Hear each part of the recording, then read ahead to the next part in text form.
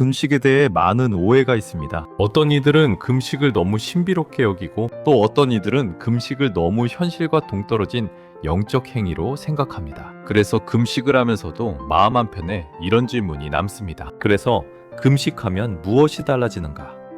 만일 금식이 결단으로만 끝나고 훈련으로만 머무른다면 우리는 언젠가 지치게 될 것입니다. 하나님은 우리를 지치게 하기 위해 금식을 부르신 분이 아니기 때문입니다. 젠센 프랭클린은 파트 4에서 분명히 말합니다. 금식은 반드시 열매로 이어진다. 그러나 그 열매는 우리가 기대하는 방식과는 다를 수 있습니다. 하나님이 기뻐하시는 금식의 열매는 단순한 성공이나 눈에 띄는 기적이 아니라 사람의 삶 전체를 새롭게 만드는 변화입니다. 하나님은 금식을 통해 우리의 환경보다 먼저 우리의 존재를 다루십니다. 성경에서 하나님은 언제나 열매를 중요하게 여기셨습니다. 뿌리가 건강하면 열매는 자연스럽게 맺힙니다. 금식은 뿌리를 다루는 하나님의 방법입니다. 우리의 욕망의 뿌리, 두려움의 뿌리, 자기중심성의 뿌리를 다루실 때 하나님은 그 삶에 반드시 새로운 열매를 맺게 하십니다. 그래서 파트 4는 어떻게 금식할 것인가를 넘어 금식이 우리를 어떤 사람으로 빚어가는가를 묻습니다. 이제 우리는 금식을 결과 없는 고행으로 보지 않습니다. 금식은 하나님이 기뻐하시는 열매로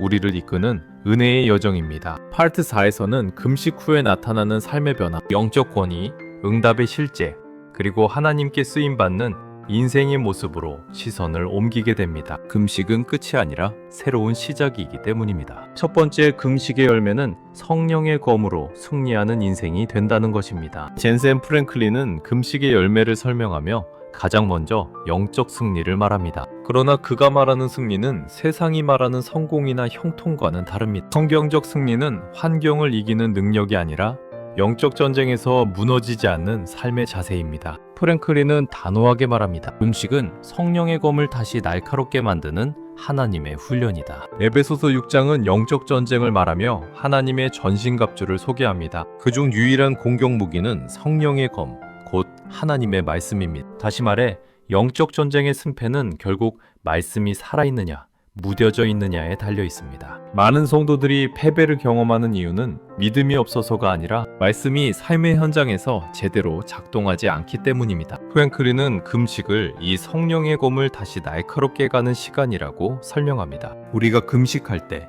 말씀은 더 이상 익숙한 문장이 아니라 결단과 선택의 기준이 됩니다. 머리로 아는 말씀이 아니라 순간의 유혹 앞에서 즉시 반응하는 말씀으로 바뀝니다. 금식은 말씀을 외우게 하는 시간이 아니라 말씀이 나를 붙들게 만드는 시간입니다. 예수님께서 광야에서 40일을 금식하신 후 마귀의 시험을 받으셨을 때를 기억해 보십시오. 예수님은 감정으로 싸우지 않으셨고 능력을 과시하지도 않으셨습니다. 오직 기록되었으되 라는 말씀으로 맞서셨습니다. 이것은 즉흥적인 성경 인용이 아닙니다. 금식 속에서 말씀이 예수님의 존재 깊은 곳까지 스며들어 시험의 순간에 본능처럼 튀어나온 반응이었습니다. 프랭클린은 이 장면을 두고 이렇게 말합니다. 금식은 전쟁을 피하게 하지 않지만 전쟁에서 패배하지 않게 만든다. 우리는 종종 영적 전쟁을 너무 감정적으로 싸웁니다. 상황이 어려워지면 두려움이 앞서고 반복되는 유혹 앞에서는 자책과 포기가 먼저 나옵니다. 그러나 금식은 싸움의 방식 자체를 바꿉니다. 프랭클린은 말합니다. 금식은 우리를 더 공격적으로 만들지 않고 더 정확하게 만든다. 즉, 금식은 힘을 키우는 훈련이 아니라 분별력을 회복시키는 훈련입니다. 무엇이 단순한 문제이고 무엇이 영적 공격인지 구별하게 합니다. 금식 중에 말씀을 붙드는 사람은 싸워야 할 대상이 분명해집니다. 사람과 싸우지 않고 상황과 씨름하지 않으며 자기 자신을 정죄하는 싸움에 빠지지 않습니다. 대신 하나님의 약속 위에 서서 말씀으로 유혹을 끊어냅니다. 이것이 성령의 검으로 승리하는 삶입니다. 겉으로 보기에는 조용해 보여도 그 내면에서는 이미 승부가 끝난 상태입니다. 프랭클린은 반복해서 강조합니다. 금식의 진짜 열매는 문제가 사라지는 것이 아니라 문제가 나를 지배하지 못하게 되는 것이다. 이것이 승리입니다. 여전히 광야에 있지만 흔들리지 않고, 여전히 시험이 있지만 무너지지 않으며, 여전히 싸움이 있지만 두려움에 끌려가지 않는 금식은 우리를 이 자리로 이끕니다. 사랑하는 성도 여러분, 금식은 우리를 전쟁터로 몰아넣는 훈련이 아닙니다. 이미 싸우고 있는 영적 전쟁에서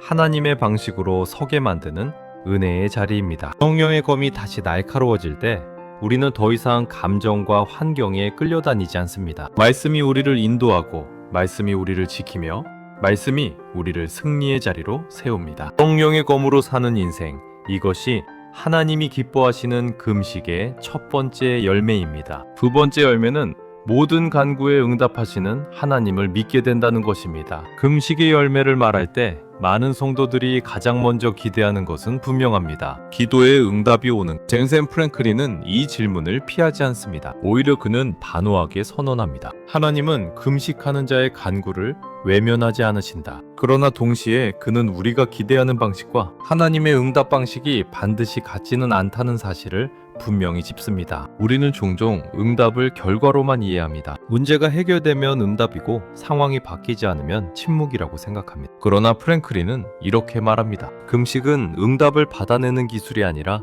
응답을 맡길 수 있는 사람으로 빚어지는 과정이다. 이 문장은 금식과 응답의 관계를 근본적으로 다시 정의합니다. 성경을 보면 금식과 응답은 언제나 함께 등장하지만 그 방식은 매우 다양합니다. 다니엘의 기도는 첫날부터 들렸지만 응답은 시간이 걸렸고, 에스더의 금식은 왕의 마음을 움직였으며 느헤미야의 금식은 민족의 회복으로 이어졌습니다. 공통점은 하나입니다. 금식은 상황보다 먼저 사람을 변화시켰다는 사실입니다. 프랭클린은 말합니다. 하나님은 금식 중에 우리의 기도를 더 크게 듣지 않으신다. 대신 우리의 마음을 더 깊이 다루신다. 금식은 기도의 볼륨을 키우는 행위가 아닙니다. 금식은 기도의 방향을 바로잡는 은혜입니다. 금식 속에서 우리는 점점 더 많은 요구를 내려놓게 되고 정말 중요한 기도만 남게 됩니다. 그래서 금식이 깊어질수록 기도는 짧아지지만 무게는 더해집니다. 특히 금식은 우리의 기도를 정결하게 합니다. 욕심에서 나온 기도,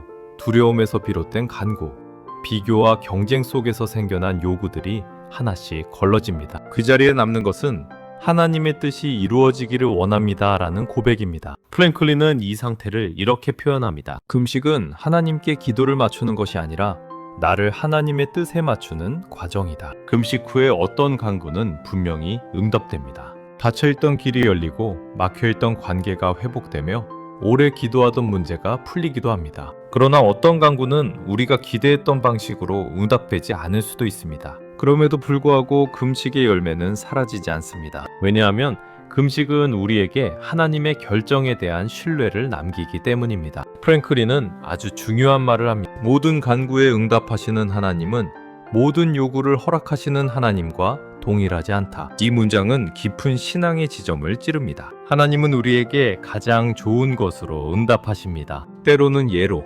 때로는 아니오로, 때로는 지금은 아니다로 응답하십니다. 금식은 이 모든 응답을 믿음으로 받아들일 수 있는 영적 근력을 길러줍니다. 그래서 금식 이후에 성도들의 고백은 달라집니다. 문제가 다 해결된 것은 아닌데 마음이 평안합니다. 상황은 그대로인데 더 이상 불안하지 않습니다. 이것은 응답이 없는 상태가 아니라 응답이 이미 시작된 상태입니다. 하나님이 상황보다 먼저 우리의 내면을 다루셨기 때문입니다. 사랑하는 성도 여러분, 금식은 하나님을 설득하는 시간이 아닙니다. 금식은 하나님을 신뢰하는 자리입니다. 하나님은 금식하는 자의 간구를 결코 가볍게 여기지 않으십니다. 다만 그 응답은 언제나 하나님의 지혜와 사랑의 방식으로 주어집니다. 모든 간구에 응답하시는 하나님을 믿게 되는 것, 이것이 하나님이 기뻐하시는 금식의 두 번째 열매입니다. 세 번째 금식의 열매는 거룩하게 구별되고 하나님께 쓰임받는 삶이 된다는 것입니다. 하나님이 기뻐하시는 금식의 열매는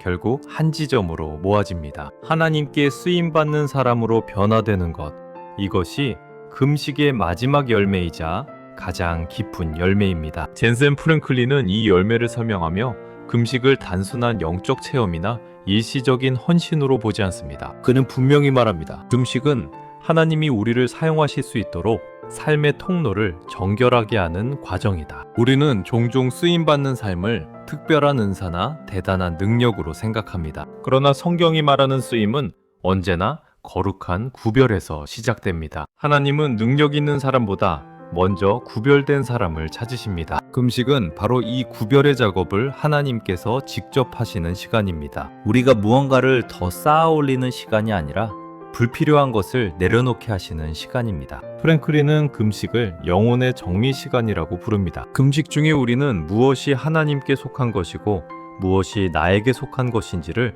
분명히 보게 됩니다. 평소에는 섞여 있던 욕망과 소명, 두려움과 신뢰, 야망과 사명이 금식에 비답해서 하나씩 분리됩니다. 이 과정은 결코 가볍지 않습니다. 그러나 이 구별이 없이는 참된 쓰임도 없습니다. 성경에서 하나님께 크게 쓰임받았던 사람들은 모두 이 구별의 과정을 통과했습니다. 모세는 광야에서 자신의 힘을 내려놓았고, 이사야는 하나님의 거룩하심 앞에서 자신의 입술을 정결케 받았으며, 바울은 자신의 의를 배설물처럼 여기게 되었습니다. 프랭클린은 이 공통점을 이렇게 요약합니다. 하나님은 사용하기 전에 반드시 비우신다. 금식은 우리의 삶에서 하나님이 아닌 것들을 하나씩 비워냅니다. 인정받고 싶은 욕망, 비교에서 오는 열등감, 통제하려는 태도, 스스로를 증명하려는 조급함이 금식 속에서 힘을 잃습니다. 그 자리에 남는 것은 단순한 고백 하나입니다. 하나님, 제가 아니라 주님이 하시기를 원합니다. 이것이 거룩한 구별의 핵심입니다. 이렇게 구별된 사람은 삶의 방향이 달라집니다. 무엇을 하느냐보다 왜 사느냐가 분명해집니다. 프랭클린은 말합니다. 금식 이후에 쓰임받는 사람은 더 바빠지지 않는다. 대신 더 정확해진다. 불필요한 선택이 줄어들고 하나님이 맡기신 일에 집중할 수 있는 힘이 생깁니다. 이것이 쓰임의 본질입니다. 또한 거룩하게 구별된 삶은 겉으로 드러나는 경건보다 지속되는 신실함으로 증명됩니다. 금식 이후의 삶에서 우리는 즉각적인 감동보다 꾸준한 순종을 선택하게 됩니다. 화려한 고백보다 묵묵한 책임을 감당하게 됩니다. 프랭클린은 이것을 금식이 만들어낸 성숙의 표지라고 부릅니다. 사랑하는 성도 여러분, 금식은 하나님께 더 많은 일을 해드리기 위한 훈련이 아닙니다. 금식은 하나님이 우리를 통해 일하실 수 있도록 우리 자신을 내어드리는 시간입니다. 거룩하게 구별된 삶은 특별한 사람의 전유물이 아닙니다. 하나님 앞에서 자신을 비운 사람에게